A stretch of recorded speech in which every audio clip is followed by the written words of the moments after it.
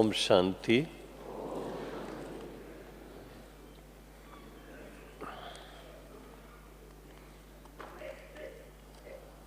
परम पिता परमात्मा की प्रिय संतानों,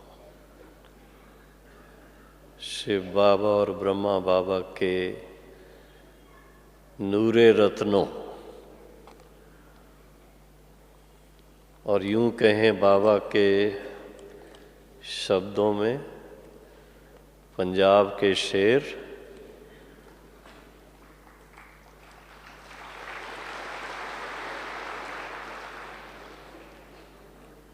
और साथ में राजस्थान के सूरमा,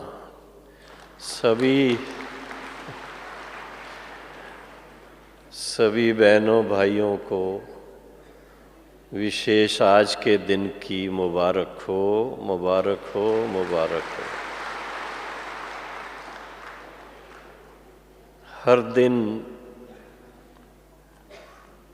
हमारे सब के लिए कुछ नया होता है और आज के लिए तो हम सभी इंतज़ार करते हैं। कौन सा दिन है आज? बाबा से मिलन का दिन है।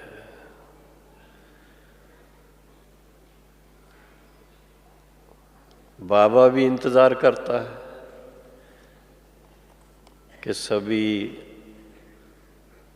तरफ से बाबा के बच्चे यहाँ आकर के भी मिलते हैं और आजकल तो ये टीवी के द्वारा भी देश विदेश में सब जगह ऑटोमेटिक मिलन होता है। और हमें बड़ी खुशी है इस बात की कि बाप दादा का साकार रथ इस समय जो निमित्त है, हमारी परम आदरणीय दादी गुलजार जी, जिनका ऑफिशियल नाम हृदय मोहिनी है, सबके दिलों को जीतने वाली है।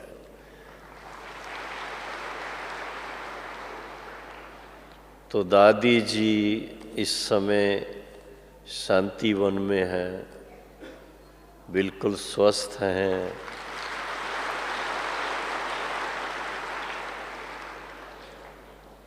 और शाम को हम सब से मिलेंगे, खुद भी मिलेंगे, बाप दादा का भी मिलन होगा।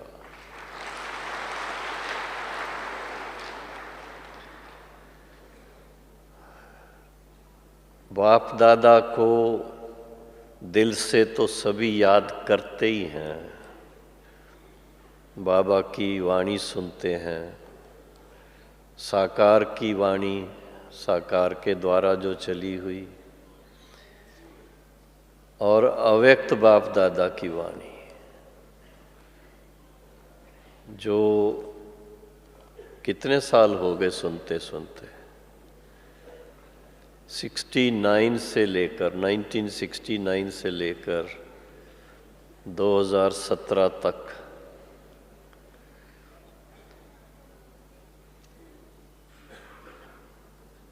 कितने ज्ञान रत्न मिले होंगे सबको। अगर एक एक मुरली के ज्ञान रत्नों की वैल्यू समझें, जो बाबा कहता है लाखों की एक एक रत्न है, तो आपके खजाने में कितना जमा हो गया होगा। सभी भरपूर हुए या अभी कुछ कमी नजर आती है? हाँ, जो सभी समझते हैं हमें तो बाबा ने धन धान्य संपन्न बना दिया, भरपूर कर दिया, जरा हाथ तो खड़ा करो। सभी ने हाथ खड़ा किया, वाह, दूर दूर तक।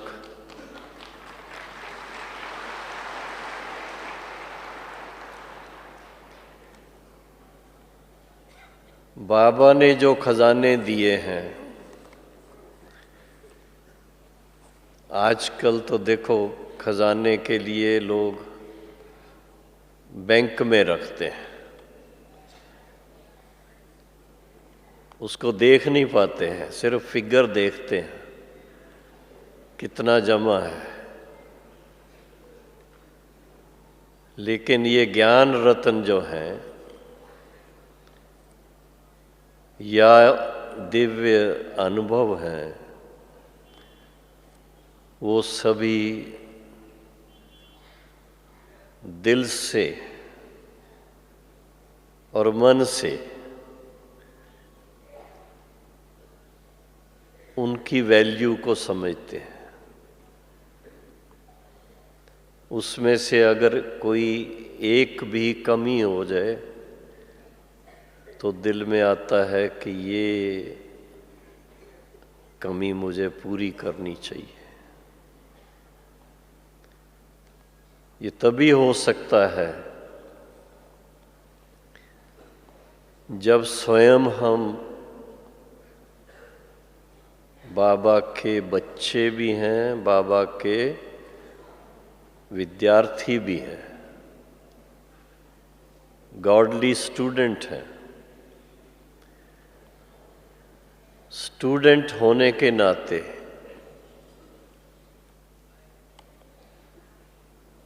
अपनी जांच खुद करते हैं।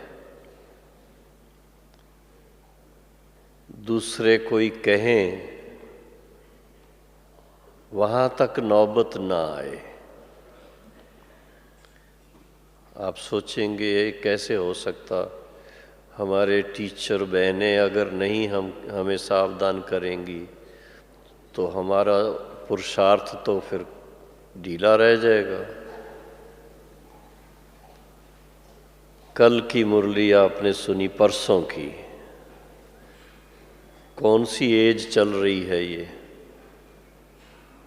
हाँ, golden age, silver age, copper age, iron age, फिर कौन सी है ये?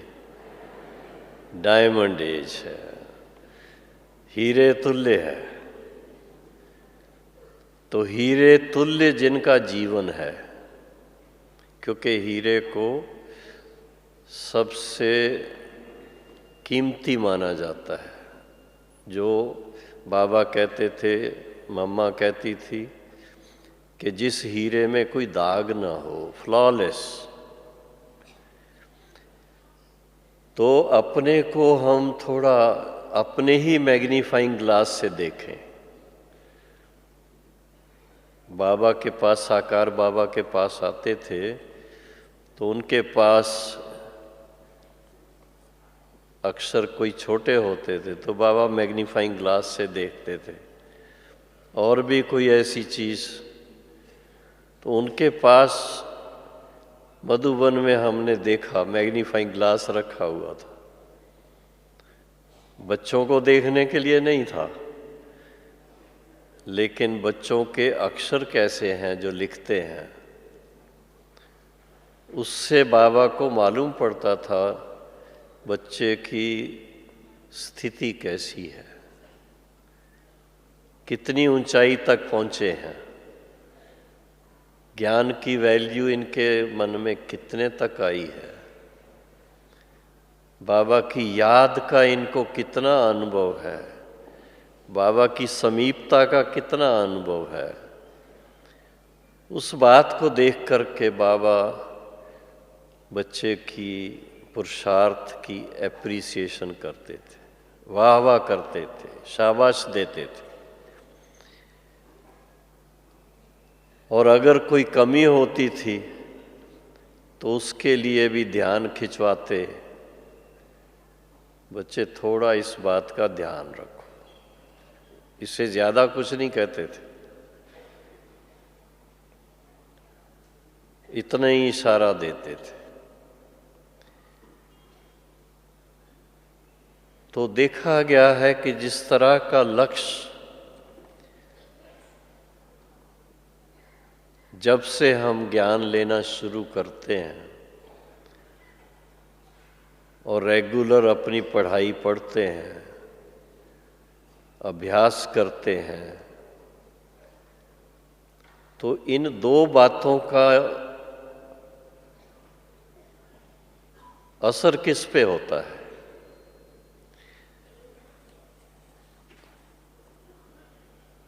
थोड़ा अंतर्मुखी होकर के सोचना है। हमारे सोचने के तरीके पर होता है सबसे पहले। सोच ऊंची है तो दृष्टि भी बहुत ऊंची होगी। सोच ऊंची है तो वाणी के शब्द भी बहुत श्रेष्ठ होंगे, दिव्य होंगे, शालीनता वाले होंगे, और साथ में कर्मों के अंदर श्रेष्ठता होगी।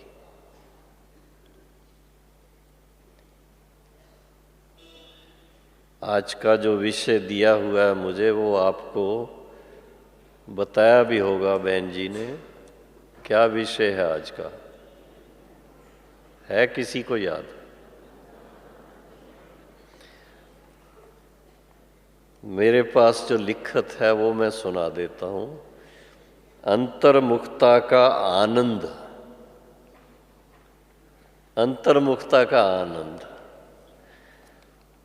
तो कभी कभी ऐसा देखने में आता है कि जो अंतर्मुखता में मन को ले जाना चाहते हैं, बहुत सोच विचार में होते हैं, गहराई में चले जाते हैं। उसकी रिजल्ट क्या होती है? वो चेहरे पर आनंद नहीं होता है, शांति जरूर होती है। आनंद तब देखने में आएगा, जो मैं एक एक बात पहले सुना रहा था, उसकी एप्रिसिएशन होगी। दिल के अंदर उसके बारे में आपको उसकी वैल्यू क्या है, जब वो अच्छी तरह से दिल में आएगा तो खुशी होगी। मुरली सुनते हैं, मुरली पढ़ते हैं, रिपीट करते हैं। कभी कभी बाबा के वाणी में आता है, कुछ दिन पहले, 2-3 दिन पहले ही आया था, रेगुलर बाबा की याद और मुरली का अभ्यास चाहिए। उसमें फिर थोड़ी सावधानी बाबा ने दी हुई थी। कोई कोई बच्चे, उनको मुरली की कदर नहीं है, कई दिन तक मुरली पढ़ते नहीं हैं। कुछ समय सुनते सुनते समझते हैं ये तो सब हमने सुन लिया, मुरलियाँ तो वही हैं, इनमें नया कुछ नहीं है। सवाल वो नहीं है कि इनमें नया है या पुराना है। सवाल तो ये है कि मुरली का स्वरूप हम कहाँ तक बने। जो मुरली के अंदर इतनी गहराई है, क्या सचमुच उसको मैंने रियलाइज किया है, अपने जीवन में धारण किया है उसको, और धारण करने के बाद उसका आनंद लिया है? कहाँ तक लिया है?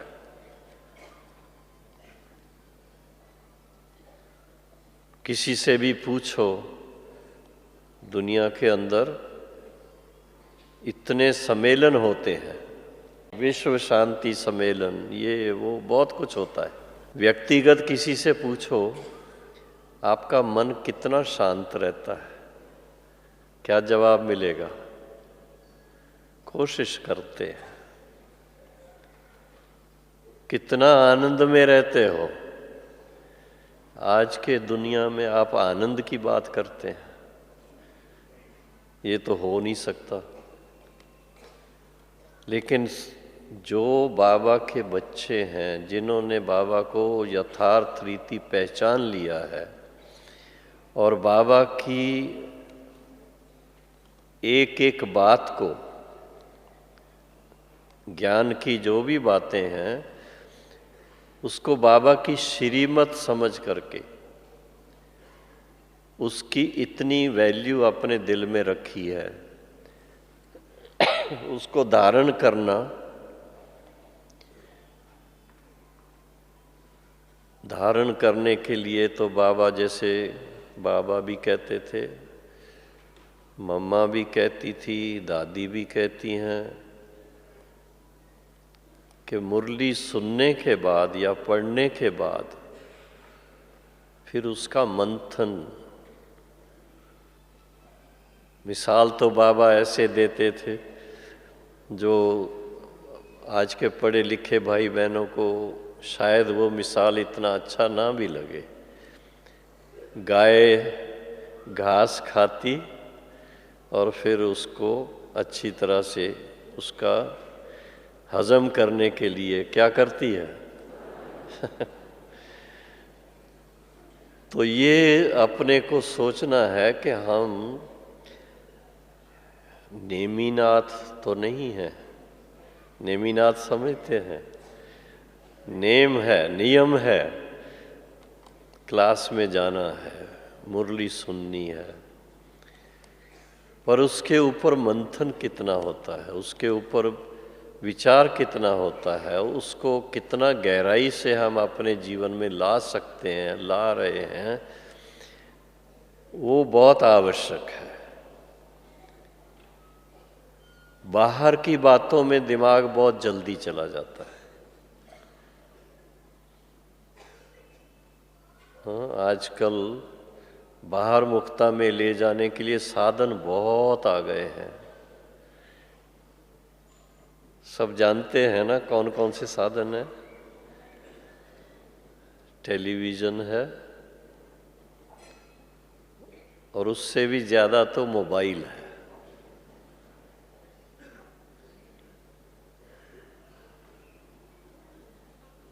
सभी पर पीस ऑफ माइंड सदा नहीं आता है, दूसरी बातें बहुत आती है। तो ये एक सोचने की बात है। हमने बाबा को पहचाना है,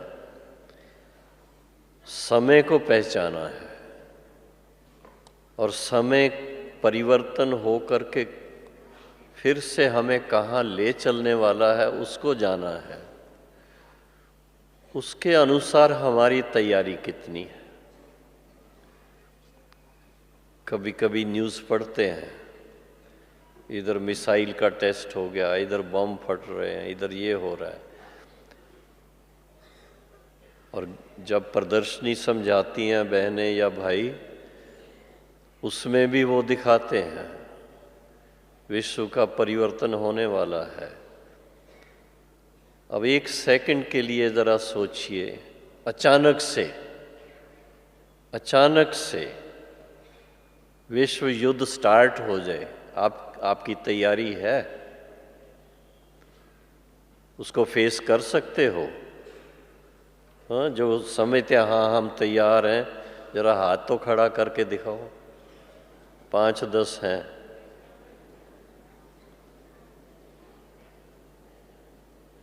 और बाबा कब से वार्निंग दे रहा है। अंतर्मुखता की जब बात आती है तो बाबा की बातों को सीरियसली लेना जरूरी है।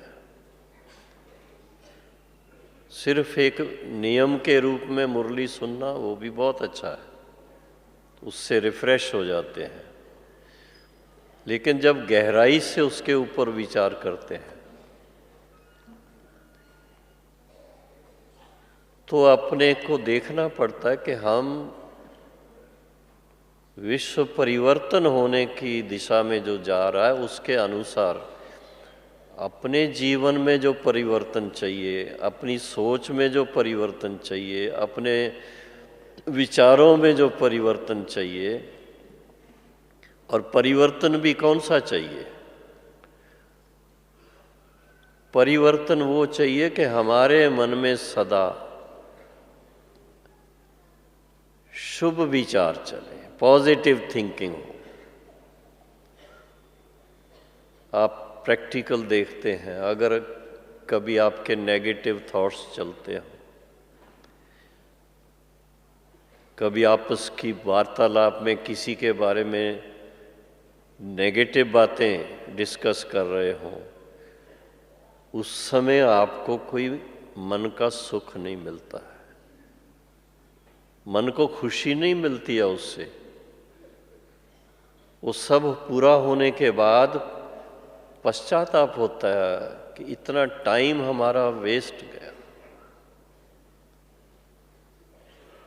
फिर जब बाबा के महावाक्य पढ़ते हैं, बाबा कहता है बच्चे आप सारे संसार में सबसे महान आत्मा हो, सबसे श्रेष्ठ आत्मा हो, बाबा के नैनों के नूर हो, बाबा के दिल तख्त नशीन हो।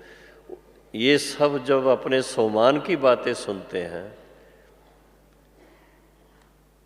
तो फिर मन में आता है हमें ऐसी बातें मन में लानी ही नहीं चाहिए जिनसे कोई फायदा नहीं, जिससे हमारा समय बर्बाद होता है, शब्द बर्बाद होते हैं और उसके साथ साथ हमारे आपसी जो संबंध हैं उसमें खटास आ जाती है। वाइब्रेशन भी ऐसे फैलते हैं। आजकल का ज़माना ऐसा आ गया है, साइंस की तरफ से भी प्रकंपन उसको कैच करने की कोशिश करते हैं।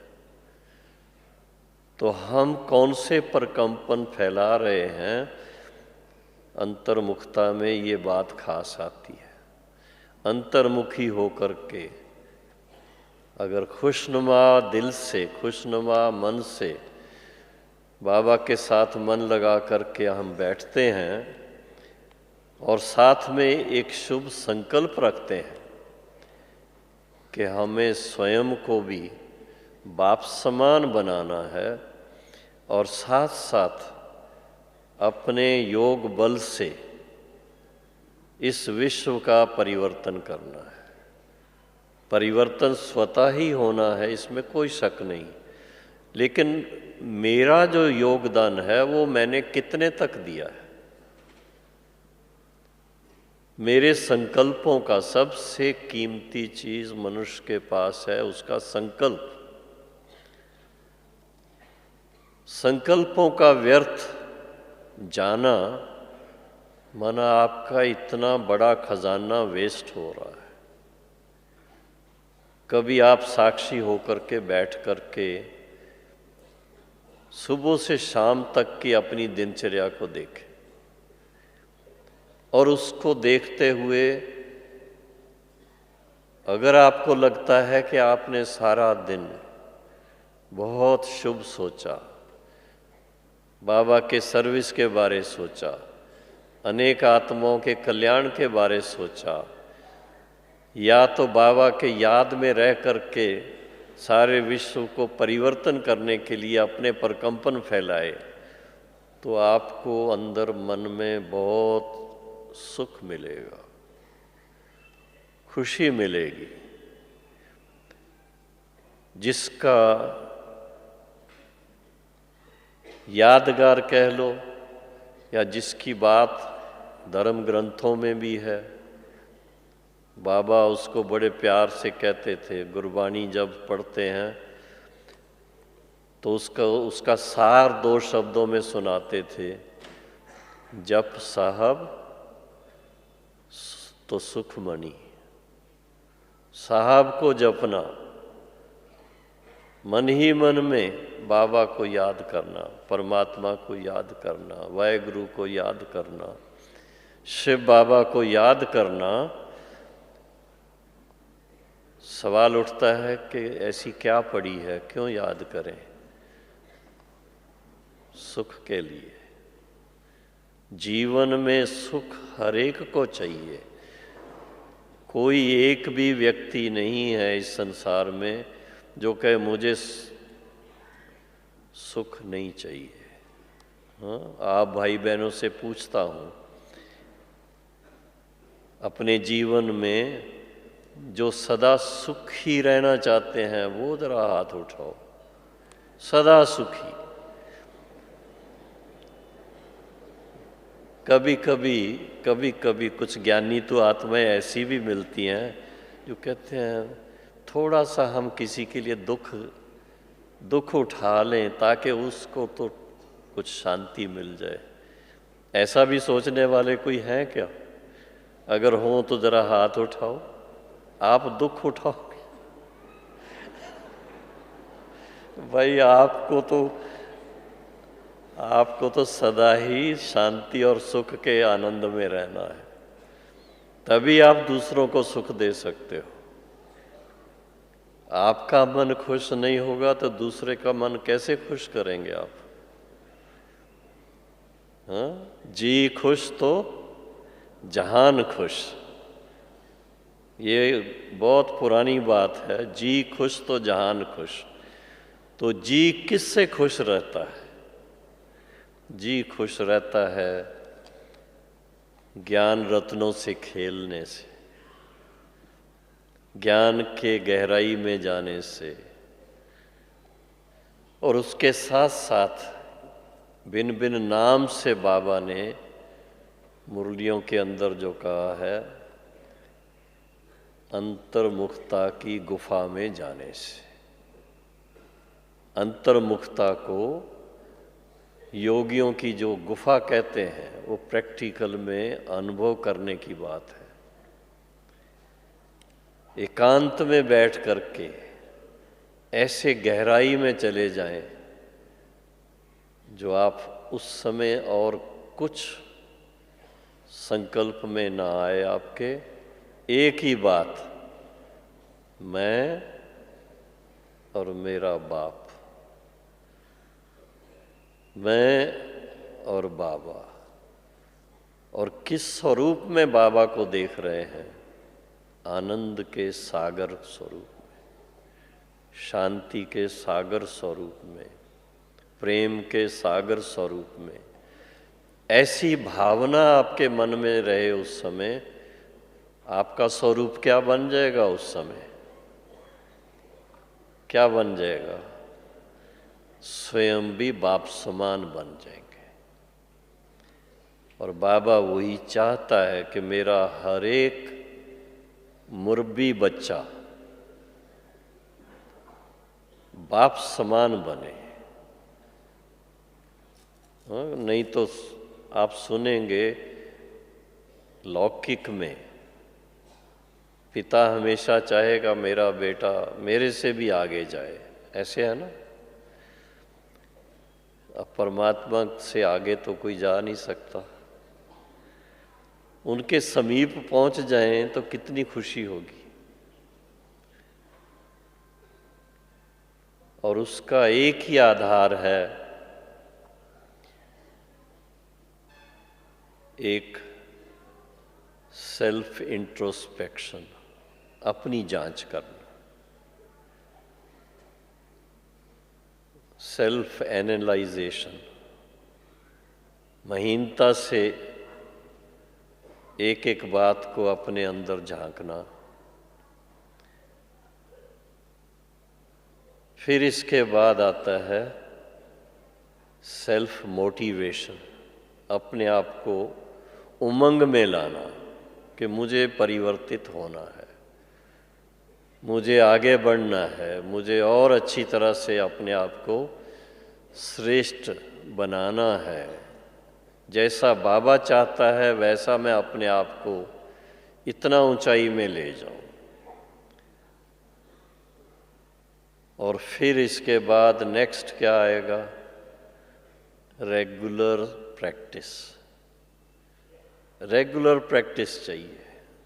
टाइम भी निश्चित कर लेंगे तो बहुत अच्छा है।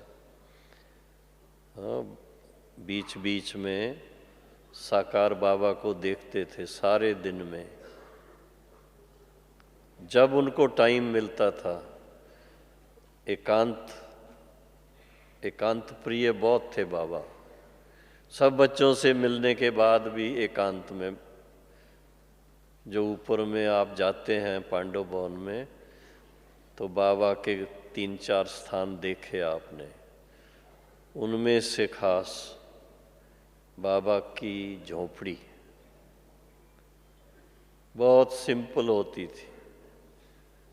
खजूर के पत्तियों से वो झोपड़ी बनती थी।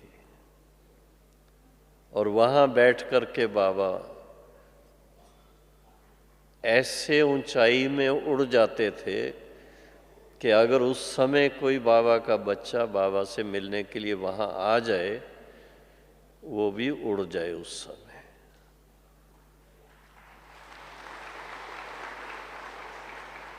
ये अपने अनुभव से मैं सुना रहा हूँ कि कभी कभी ऐसा होता था, बाबा ने टाइम दिया है, मिलने गए हैं, और उस समय बाबा अपने उस नशे में एकदम, देखने से लगता था ये इस दुनिया में इस समय बाबा नहीं है। क्या करेंगे ऐसे टाइम पर, आवाज तो दे नहीं सकते थे, पास बैठ जाते। फिर कुछ समय के और हम पास बैठ जाते तो हमें भी वो वाइब्रेशन का, संग का रंग लग जाता। इतनी अंदर अंदर इतनी सुख की बात हो जाती। अति इंद्रिय सुख क्या होता है वो अनुभव होता उस समय। और फिर बाबा दृष्टि दे के और मैग्नीफाई कर देते थे। फिर पूछते, बच्चे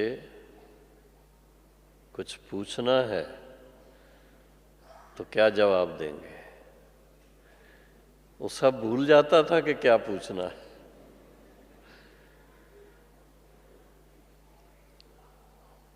तो यही कहना पड़ता था, बाबा अब तो याद नहीं है, बाद में पूछ लेंगे। तो बाबा दृष्टि फिर दे करके फिर उड़ा देता था। अब ऐसे अनुभव जब होते हैं तो उमंग बढ़ता है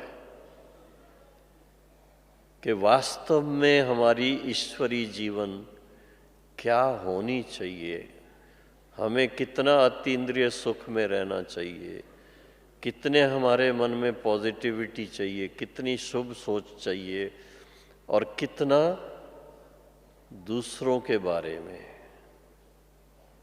बाबा की अपनी स्थिति एक तरफ, और सबसे ज़्यादा बाबा का संकल्प चलता था विश्व की आत्माओं के परिवर्तन के बारे में, कि सबको कैसे संदेश मिले। आपने 2-3 दिन पहले की मुरली सुनी, न्यूज़पेपर में डालो, पूरे 2 पेज लेकर के डालो, शिवरात्रि के बारे में था ये। तो बाबा को एक तरफ साइलेंस में जाने का और अतीन्द्रिय सुख की खान जो है उससे अपने मन को इतना ऊंचाई में ले जाने का, और दूसरी तरफ कि ऐसा ज्ञान बच्चों को कैसे मिल सके, उसके लिए क्या करना चाहिए। प्रदर्शनी करो, प्रोजेक्टर से जा कर के सेवा करो, या तो ज्ञान गोष्ठी करो, बठियाँ रखो, सेमिनार करो, कुछ भी, भावना एक ही थी कि ये सारे संसार के बच्चे मेरे इस समय देह अभिमान में होने के कारण वो सच्चा सुख अनुभव नहीं कर रहे। एक इनको सच्चा सुख मालूम पड़े, दूसरा समय को पहचाने। समय को पहचाने तो ईश्वरी जीवन का मूल्य बढ़ता है अपने दिल के अंदर। अगर समय की पहचान ना हो, समय को ऐसे ही ये तो होता ही रहता है, कोई नई बात नहीं है, लड़ाइयाँ भी लगती रहती हैं फिर बंद हो जाती हैं, लेकिन ऐसा नहीं है। अभी सबको डर लग रहा है, जिनके पास भी एटम बम, हाइड्रोजन बम सब कुछ है, अब उनको खुद को डर लग रहा है कि बाई चांस कहीं चिंगारी लग गई तो फिर तो क्या कहेंगे।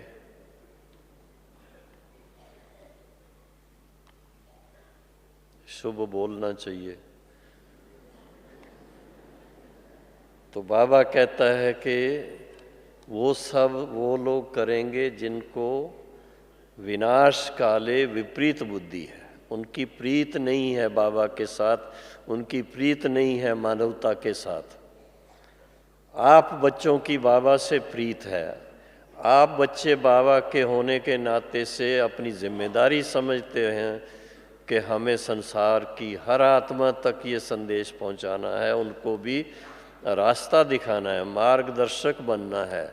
उस नाते से हमें अपना फ़र्ज़ अदाई करनी है कि हर एक तक ये संदेश पहुँचे कि आज के दिन अगर कोई बाबा को पहचान लेता है तो वो अपने जीवन को इतना सुंदर बना सकता, इतना श्रेष्ठ बना सकता, इतना दिव्य बना सकता कि वो नर से श्री नारायण, नारी से श्री लक्ष्मी बन सकता है। इतनी ऊंची बातें बाबा की। तो इतनी ऊंचाई में ले जाने वाले बाबा को दिल से क्या थैंक्स देने की ज़रूरत रहती है? थैंक्स देने का तरीका क्या होगा? थैंक्स बाबा वही मानता है, बच्चे आप संसार के अंदर बाबा के वारिस होने के मिसाल बन जाओ, अपनी एग्जाम्पल सेट करो। आपको देख करके ऑटोमेटिकली दूसरे भी बाबा की तरफ खींचेंगे। हर एक हमारे चेहरे को देखता है, हमारे नैनों को देखता है, हमारे कर्मों को देखते हैं, हमारी चलन को देखते हैं, हमारे इंटरेक्शन को देखते हैं, व्यवहार को देखते हैं। तो उसमें आप सोचिए कितनी एक्यूरेसी चाहिए। भगवान के बच्चे, हाँ, भगवान को तो कोई कहेगा नहीं ना उनके अंदर कोई कमी है, तो भगवान के बच्चे बाप समान। सुनते तो है ना, सन शोज फादर। डॉटर के लिए कहते हैं डॉटर शोज मदर। आज की मुरली में बाबा ने दोनों को याद किया, मम्मा को भी याद किया, बाबा को भी याद किया। तो बाप समान बनने की जो बात है उसमें विशेष एक तो ज्ञानी तु आत्मा। ज्ञानी तु आत्मा वो जो कभी अज्ञान की बात ना करे, अज्ञान की बात मन में ना आए। अज्ञान के कारण 5 विकारों में से किसी के भी वशीभूत होकर के कोई ऐसा कर्म ना करे, नहीं तो बाबा का सपूत बच्चा कहलाने के लायक नहीं रहेंगे। अंतर्मुखता का भाव यही है कि हम बाबा के कल्प पहले वाले कौन से बच्चे हैं? वारस बच्चे। जो वारस हैं वो बाबा के वफादार बच्चे हैं, फरमाबरदार बच्चे हैं, आज्ञाकारी बच्चे हैं। और ऐसे बच्चों को बाबा कहाँ स्थान देता है?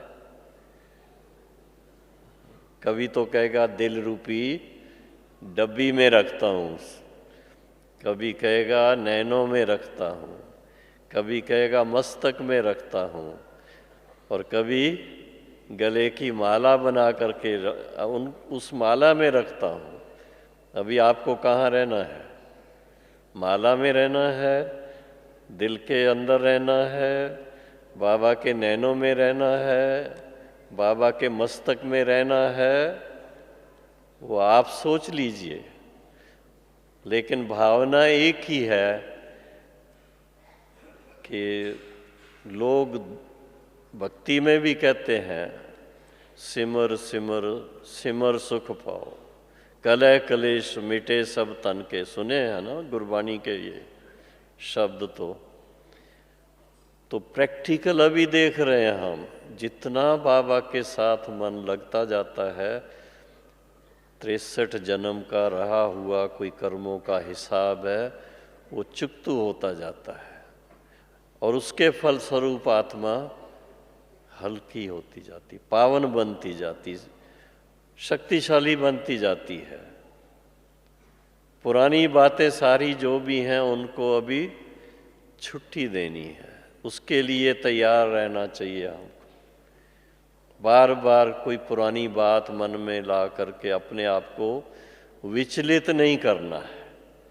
कल तक, बाबा कहता कल तक तो क्या, 1 सेकंड पहले तक कोई बात हो गई, उसको भी ड्रामा, उसको बीती सो बीती, ऐसे करके फिनिश करो ताकि आप अपने सच्चे स्वरूप में हर समय अपने आप को देख सको। अगर शीशे के ऊपर थोड़ी मैल होती है तो चेहरा ठीक नहीं नजर आता है, आंखों में कुछ ना कुछ ऐसे लगेगा पता नहीं क्या हो गया है। तो इसलिए सबसे सहज तरीका क्या है जो आप हमेशा अति इंद्रिय सुख का अनुभव कर सके? सबसे सहज तरीका कोई भी बताए।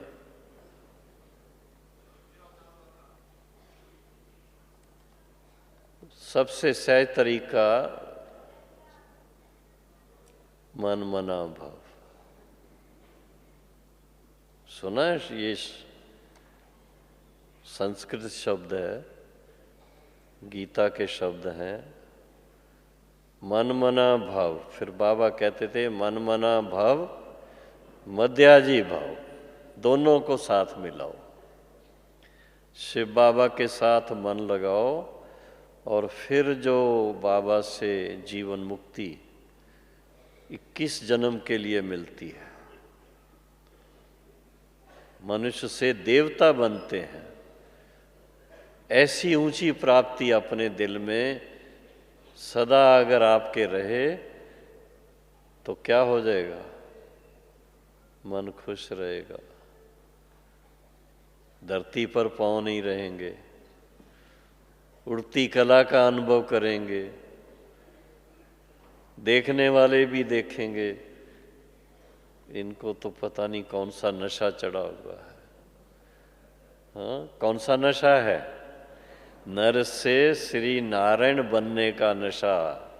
बाकी सब नशों में है नुकसान, सिवाय नर से श्री नारायण, नारी से श्री लक्ष्मी बनने के नशे में। तो ऐसा नशा जरूर करो।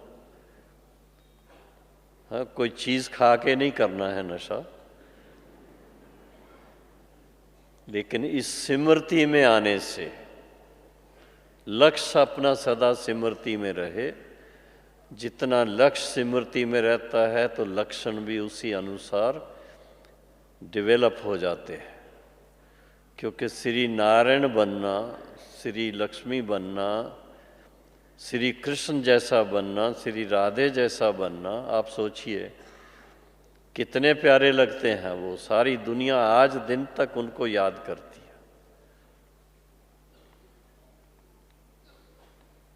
तो ऐसे अपने मन के सामने भी, मैं समझता हूँ अपने स्थान पर भी ऐसे खुशनुमा चित्र रहने चाहिए।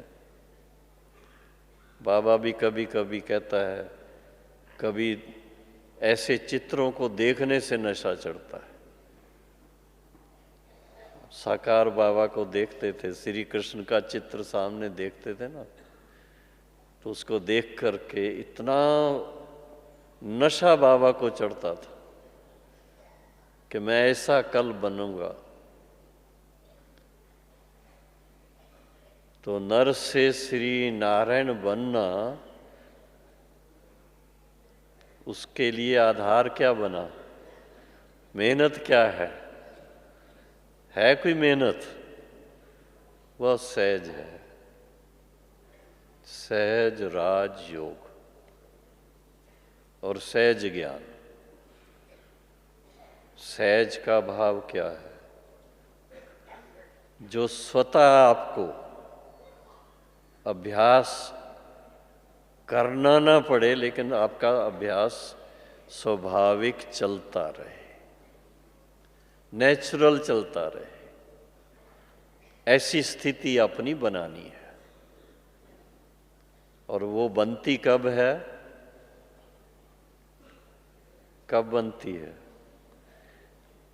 जब अच्छी तरह ईश्वरी जीवन की वैल्यू को पहचानते हैं, ईश्वरी जीवन को श्रेष्ठतम बनाने की दिनचर्या को पहचानते हैं और उसके अनुसार दोनों बातों का बैलेंस रखें। एक तरफ तपस्या, दूसरी तरफ ज्ञान का सिमरन। ये दो बातों से डबल ताजधारी बन जाते हैं। योग के द्वारा आत्मा की लाइट वो बढ़ती है और ज्ञान के द्वारा, ज्ञान भी लाइट है लेकिन साथ में धन धान्य संपन्न बनते हैं, तो एक प्रकार से शक्ति मिलती है उससे। नॉलेज इज पावर ऐसा बोलते हैं। ज्ञान की अपनी शक्ति है, गुणों की अपनी शक्ति है, याद की अपनी शक्ति है। ये सब बातों को अगर गहराई से आप मंथन करेंगे तो आपके मन में कोई व्यर्थ संकल्प चलने की मार्जिन ही नहीं रहेगी, सोच भी नहीं सकेंगे आप। इतना आनंद आएगा इसी में। आपस में रूह रुहान भी इसी तरह की कर सकते हैं।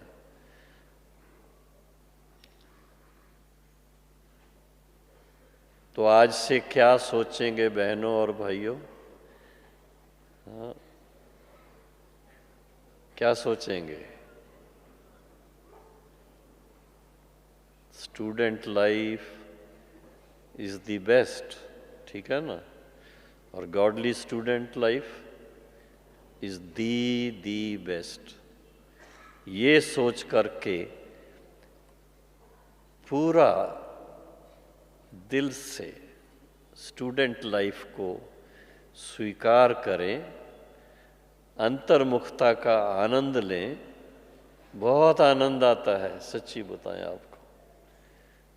दिल ही दिल में जैसे डांस करते रहेंगे। बाबा के साथ कह लो, श्री कृष्ण के साथ कह लो, और सखियों के साथ कह लो, जो भी आप समझो, लेकिन इतनी ऊंचाई में बुद्धि चाहिए।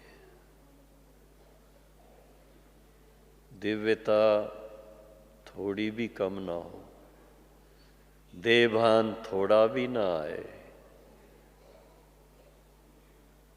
पर चिंतन बिल्कुल ना हो।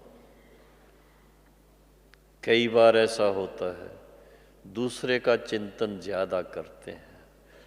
और बाबा क्या कहता है? सो चिंतन करो। सो चिंतन करेंगे और शिव बाबा के साथ मन लगाएंगे तो आपकी उन्नति होगी। और पर चिंतन के लिए क्या कहते हैं?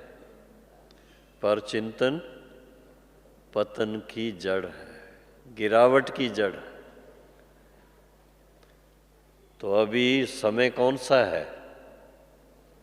ड्रामा का सीन जो चल रहा है उसके अनुसार कौन सा समय चल रहा है? सतयुग के नजदीक पहुंच रहे हैं ना, क्योंकि डायमंड एज है। तो इसके बाद क्या होगा फिर? नेक्स्ट क्या है? तो अपने आप को थोड़ा साक्षी होकर के देखिए कि सतयुगी आत्मा के जो लक्षण हैं वो मेरे अंदर कितने तक आए। क्या उनकी तारीफ करते हैं? सुनते तो हो ना, बाबा वाणी में भी सुना देते हैं।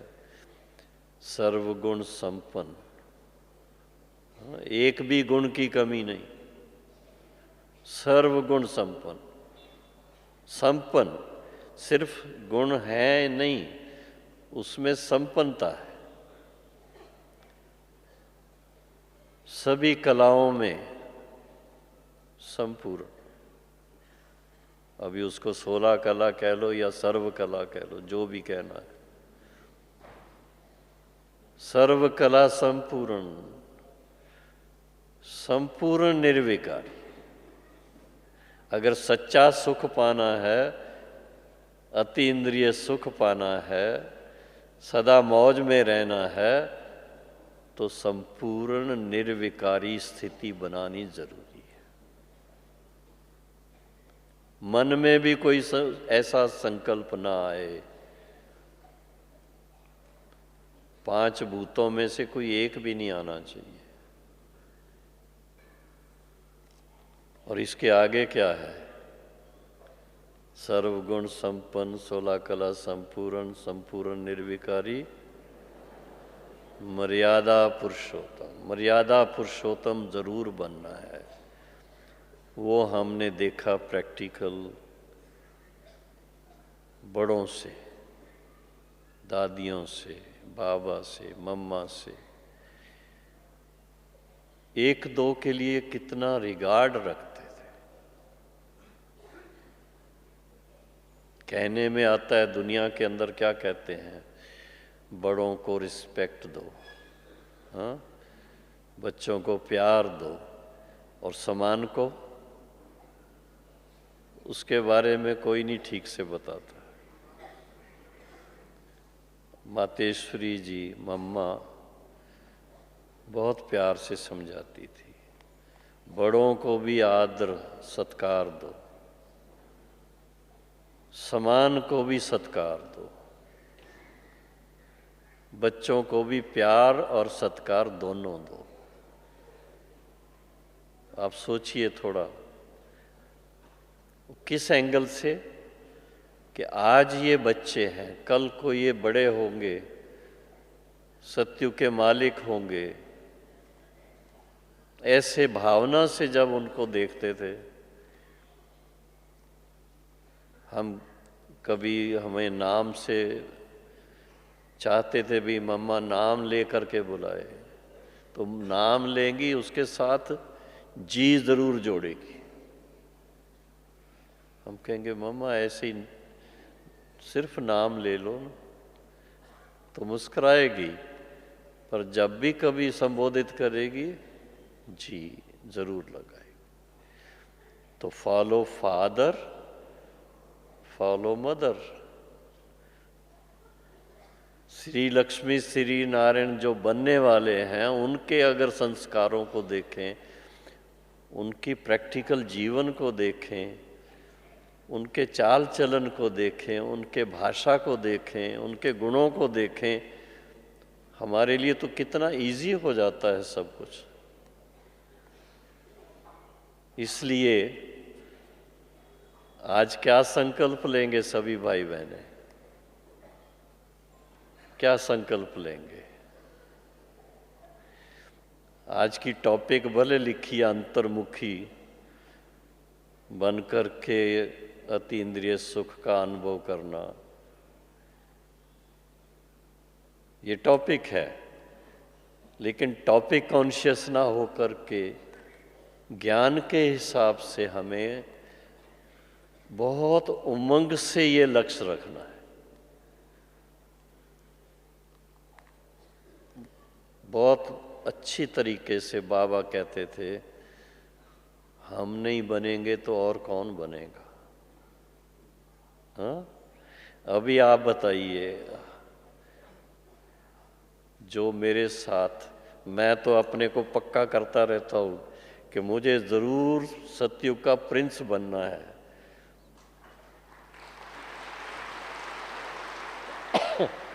साकार बाबा भी जब बुलाते थे तो कभी कभी ऐसे शब्दों से बुलाते थे, शहजादे इधर आओ।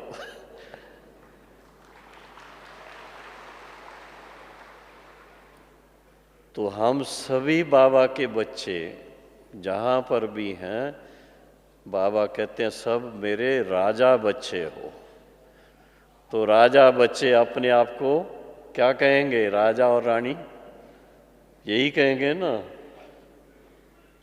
तो हम बाबा के ऐसे सिकिलदे भी बच्चे हैं और साथ में राजा बच्चे हैं, ये सदा पक्का करो बस।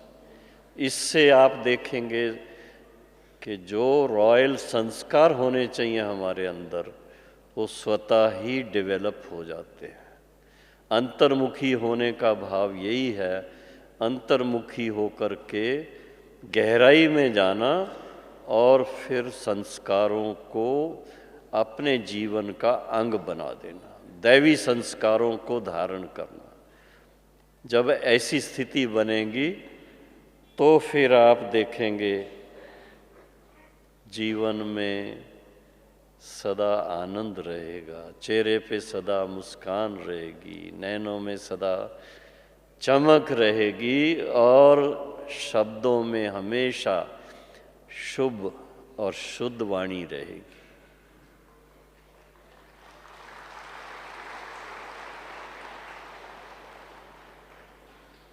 सुना तो बहुत, अभी थोड़ा 10-15 मिनट क्या करेंगे, थोड़ा इन बातों पर गहराई से रिफ्लेक्शन, इसको कहते हैं, इसका जो स्वरूप बनना है। तो आज अपना योग का जो विशेष लक्ष्य रखेंगे, क्या रखेंगे, किस स्वरूप में अपने आप को देखना है? फरिश्ता स्वरूप में देखेंगे या श्री कृष्णपुरी में चल कर के देखेंगे, सजे सजाए भी और साथ में सर्वगुण संपन्न भी? क्या करेंगे? पहले फरिश्ता स्वरूप, फिर उसके बाद सतयुग के शहजादे शहजादी स्वरूप में थोड़ा टाइम आज अपने आप को उसी रॉयल थिंकिंग से याद करें। तो आप देखो कितना मन में सुख मिलेगा, आनंद मिलेगा, और वो फिर जितना अंतर्मुखी रहेंगे वो कभी आपसे जाएगा नहीं कहीं, सदा आपके पास रहेगा। ओके, सभी संतुष्ट हैं? पहले ये बताइए। अच्छा, ओके, तो अभी उड़ती कला में चलना है। उड़ते उड़ते फरिश्ता स्वरूप, बाबा को भी फरिश्ता के रूप में सामने देखते सूक्ष्म वतन पहुंच जाना है।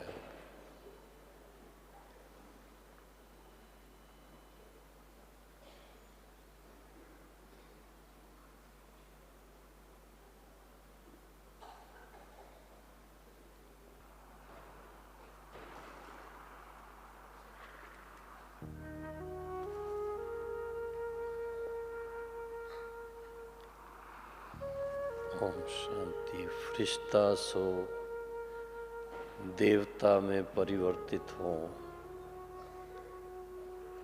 स्वयं को सजे सजाए स्वरूप में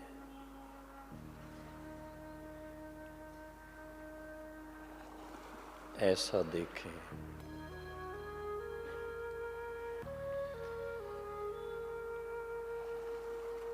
दिल में यही हो, मैं सतयुगी देव स्वरूप आत्मा हूँ, सर्वगुण संपन्न हूँ।